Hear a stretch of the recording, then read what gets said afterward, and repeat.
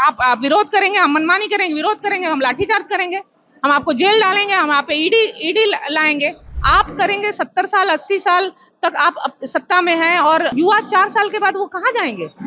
2 करोड़ नौकरियां हम हर साल देखें, कहाँ है वो? बिहार के लोग क्या सच में पलायन कर रहे हैं या फिर जो सत्ता में पार्टी है उनको बदनाम करने का कोशिश है, ऐसा जो सत्ता में पार्टी है उनके जो समर्थक है वो कहते हैं मैम कि मतलब पलायन कुछ नहीं हो रहा है, कि बस ये लोग जो हैं बस सरकार को, मोदी जी को बदनाम करने का प्रयास कर रहे हैं। आप देख रहे हैं जितने भी डेटा आ रहे हैं सामने, आपको 45 साल की रिकॉर्ड तोड़ रहे हैं बेरोजगारी का, और पलायनवाद की इंक्रीज होता जा रहा है। इसके बाद अब डेटा पे बात आई, अब हम प्रैक्टिकल ग्राउंड पे आते हैं। आप देख रहे हैं अभी हमारे पेंडिंग भर्ती 2016 वाले छात्र, पेंडिंग भर्ती 2016 वाले जितने युवा हैं वो साथ चल रहे हैं।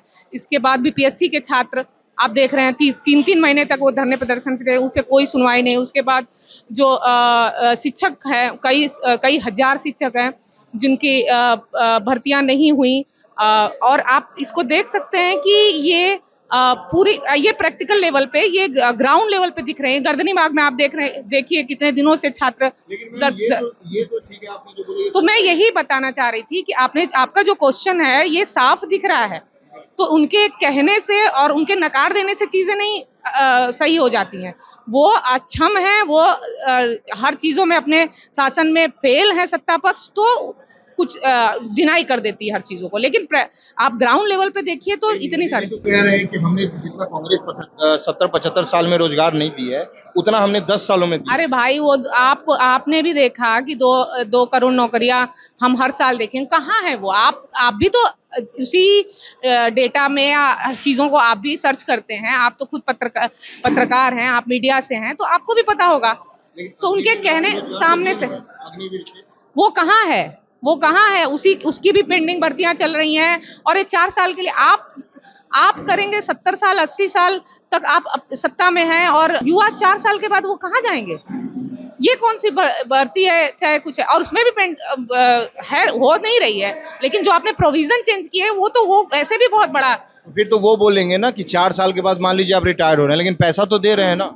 नहीं, 4 साल के आप पैसा बिजनेस कर सकते हैं। अच्छा, ये आप पैसा क्या मिल रहा है? जहाँ 1-1 करोड़ उनको मिलता था, बीमा मिलता था, सब कुछ मिलता था, अभी कहाँ है? दूसरी चीज कि इन्हें रोजगार चाहिए, ये नहीं, रोजगार चाहिए। वो भर्ती हुए हैं, सेना में हुए हैं, देश के प्रति उनका समर्पण है, तो आप उन्हें सामान की तरह यूज कर रहे हैं कि 4 साल के यूज करेंगे और बस सिर्फ उनको आपको पेपर पे दिखाना है।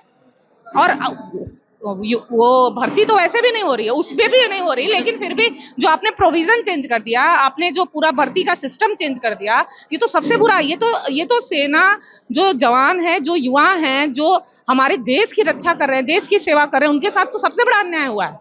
उससे बड़ा तो अन्याय ही नहीं हुआ। जिस देश की रक्षा करने वाले युवा के साथ इस तरह से आप करते हैं, तो आप समझ सकते हैं कि आप किस लोकतांत्रिक प्रक्रिया को एकदम धराशायी करे पड़े हैं। इससे कहीं हमारा सेना कमजोर तो नहीं होगा? हो ही रही है। आप नहीं समझ रहे। अच्छा, ये युवा ये विरोध प्रदर्शन क्यों कर रहे हैं? आखिर कमजोर हो रही है उसकी सारी कितना भी आपने कितने पहले के जो सेना में रह चुके हैं, हमारे जी जनरल वगैरह, उन लोगों का भी इंटरव्यू आपने देखा। सभी लोगों ने अपना व्यू दिया कि ये कहीं से भी हमारे हित में नहीं है, हमारे देश के हित में नहीं है। किसी ने भी इसका समर्थन नहीं किया। तो आप समझ सकते हैं कि एक जबरदस्ती लागू करने के पीछे क्या कारण लग रहा है? जबरदस्ती लागू करने के पीछे ये मनमानी जो हो रही है। आप विरोध करेंगे, हम मनमानी करेंगे, विरोध करेंगे, हम लाठीचार्ज करेंगे, हम आपको जेल डालेंगे, हम आप पे ईडी लाएंगे। मनमानी करनी है, लोकतांत्रिक प्रक्रिया में बिलीव नहीं है। ये लोग जानबूझ के कर जी, आप समझ सक रहे हैं, ये तो जानबूझ के कि मैम, जैसे कि मान लीजिए एक सवाल करता हूँ, जैसे ये बच्चे लोग हैं, ये लोग 4 साल से मैम रोड पे भटक रहे हैं अपने सिर्फ ज्वाइनिंग लेटर को लेकर, और कोई भी सत्ता में से कोई पार्टी, सत्ता का जो कोई नेता, बड़ा नेता, इन लोगों से बात करने तक नहीं आ रहा है। 70-75 अभ्यर्थी अभी तक सुसाइड कर लिए हैं। हाँ, ये बहुत सारा डेटा तो आपके पास है। बिल्कुल सारा डेटा आपके पास है। ये लोग गए हमारे शीर्ष नेतृत्व राहुल गांधी जी के पास, उन्होंने संज्ञान लिया, उन्होंने इस चीज को सीरियस लिया, और हमारी पार्टी ने नहीं। क्यों? हम प्रयास कर रहे हैं ना, यही तो प्रयास है। ये हम जो पदयात्रा, इतनी लंबी पदयात्रा चल रही है, ये विरोध प्रदर्शन है।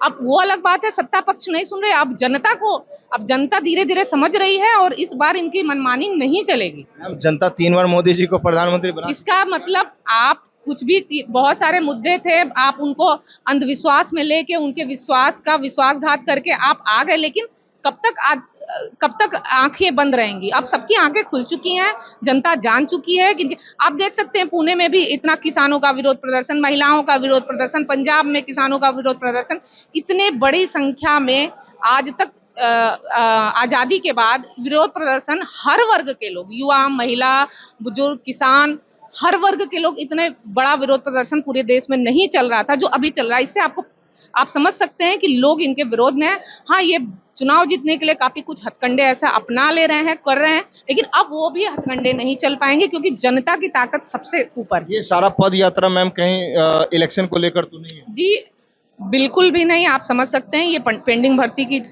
युवाओं के लिए है, बशर्ते अगर इलेक्शन में इसको मुद्दा बनाया जाए तो ये सबसे अच्छी बात है, क्योंकि सत्ता पक्ष को अगर नहीं सुनाई दे रहा है, वो नहीं समझ रहे हैं, तो इस पदयात्रा के थ्रू अगर उनके तक ये बात जाती, जैसे आप बोले ना कोई एक्शन नहीं लिया जा रहा है या इसके लिए कुछ उन्होंने नहीं किया, तो अगर वो करते हैं, एक्शन लेते हैं, तो हमें खुशी है इस बात की।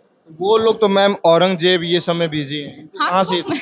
मेरी बात तो आप ही बोल दे रहे हैं कि उनको इसमें बिजी हैं और जनता को मीडिया के थ्रू जनता को इसमें बिजी रख रहे हैं, लेकिन जनता अब समझ चुकी है, काफी पुराना पैटर्न बन चुका है। अयोध्या में भी इसका रिजल्ट, अयोध्या वासी रिजल्ट दिखा के यही बताना चाह रहे थे कि ये जो आपका पुराना पैटर्न है अब वो नहीं चलेगा। हमें रोटी, कपड़ा, मकान, जो हमारी बेसिक चीजें हैं, बेसिक नीड है, जो हमारे अधिकार हैं, वो अगर नहीं मिलेंगे तो आपके ये प्रोपेगेंडा से अब सरकार नहीं बनने वाली, हम नहीं चलने वाले। मैम, एक आखिरी सवाल, क्या लग रहा है बिहार में नीतीश कुमार फिर से दोहराएंगे या फिर जो विपक्षी पार्टी है वो? लगता है कि नीतीश कुमार जी इस स्थिति में, वो आप बताइए।